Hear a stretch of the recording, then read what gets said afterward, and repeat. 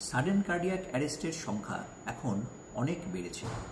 আসুন জানি যে সাডেন কার্ডিয়াক অ্যারেস্ট জিনিসটা কি। আসলে কার্ডিয়াক অ্যারেস্ট মানে হলো যে হঠাৎ করে হার্ট বন্ধ হয়ে যাওয়া। এই হার্ট বন্ধ হওয়ার পিছনে দুটো মেইন কারণ সাধারণত হতে পারে। প্রথম কারণ হচ্ছে হার্ট অ্যাটাক।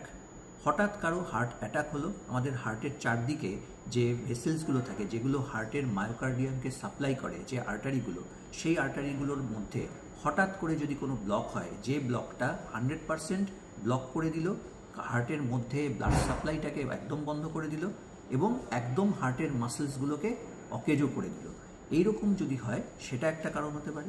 2 নম্বর হচ্ছে অ্যারিদমিয়া। অ্যারিদমিয়া মানে আমাদের যে নতুন হার্টের নর্মাল রিদিম চলে, সাইনাস রিদিম একটা চলে, সেই রিদিমটা হঠাৎ করে কোনো কারণে চেঞ্জ হয়ে গেল, চেঞ্জ হয়ে গিয়ে কোনো ভেন্ট্রিকুলার ট্যাকিকার্ডিয়া বা ভেন্ট্রিকুলার ফিব্রিলেশন বা অন্যান্য কোনো অ্যাবনর্মালিটিস বা অ্যারিদমিয়া শুরু হলো, তার ফলে হঠাৎ করে হার্ট স্টপ করে গেল।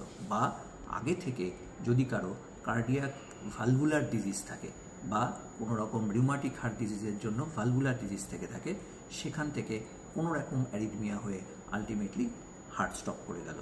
এইগুলো হলো কার্ডিয়াক অ্যারেস্টের মেইন কারণ।